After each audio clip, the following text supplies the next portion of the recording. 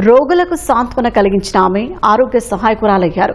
ప్రజారోగ్యంపై అవగాహన కల్పించేందుకు ఎన్నో పాటలు రాశారు. ఎంతో మందిని చైతన్యపరిచారు.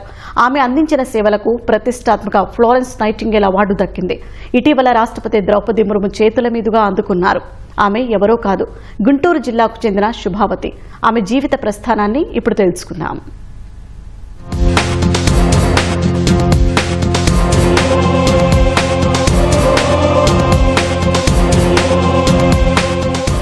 ఈమె పేరు వలివేటి శుభావతి.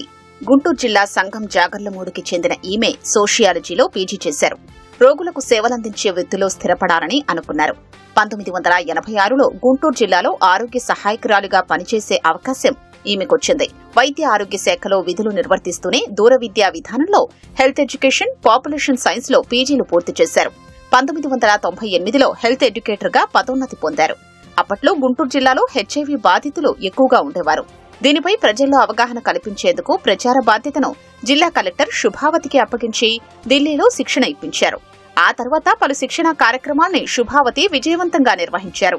ఎయిడ్స్ రోగులంటేనే దూరంగా పారిపోయే ఆ రోజుల్లో వాళ్ల పక్కనే ఉంటూ ఆత్మస్థైర్యాన్ని పెంచారు. శుభావతి అంకిత భావాన్ని గుర్తించిన ప్రభుత్వం హెచ్ఐవీ బారిన పడుతున్న యువతే లక్ష్యంగా తెచ్చిన యూత్ ఫ్రెండ్లీ సర్వీసెస్ ప్రాజెక్టుకు రాష్ట్ర రిసోర్స్ పర్సన్ గా నియమించింది.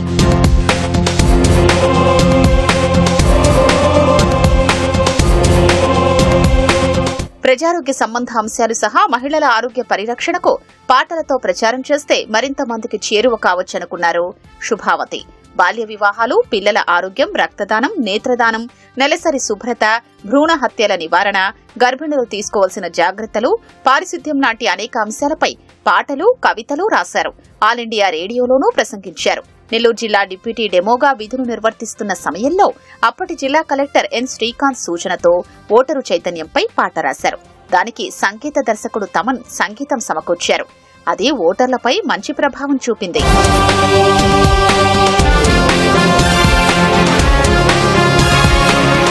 పారిశుద్ధ్యం, పోషకాహారంపై రాసిన పాటల్ని పట్టణ ఆరోగ్య కేంద్రాల్లోని ఏఎన్ఎంల ప్రార్థనా గీతంగా గుర్తిస్తూ రాష్ట్ర కుటుంబ సంక్షేమ శాఖ జీవో జారీ చేసింది. కర్నూలులోని ప్రాంతీయ శిక్షణా కేంద్రం మేనేజ్మెంట్ ఇన్స్ట్రక్టర్ గా విధులు నిర్వర్తిస్తూ ఈ ఏడాది జనవరిలో శుభావతి ఉద్యోగ విరమణ చేశారు. శుభావతి సేవల్ని గుర్తించిన కేంద్రం వైద్య ఆరోగ్య శాఖలో జాతీయ స్థాయి అత్యున్నత పురస్కారమైన ఫ్లోరెన్స్ నైటింగేల్ అవార్డును రాష్ట్రపతి ద్రౌపది ముర్ము చేతుల మీదుగా శుభావతికి అందించింది. తన సేవలకు జాతీయ స్థాయి పురస్కారం దక్కడంపై శుభావతి సంతోషం వ్యక్తం చేశారు. ఉద్యోగాన్ని ఉద్యోగంలా కాకుండా అంకిత భావంతో చేస్తే మంచి గుర్తింపు దక్కుతుంది అనడానికి తన జీవితమే ఓ ఉదాహరణ అన్న శుభావతి ఇకపైనా ప్రజల్ని చైతన్యపరిచే కార్యక్రమాలు కొనసాగిస్తానని తెలిపారు.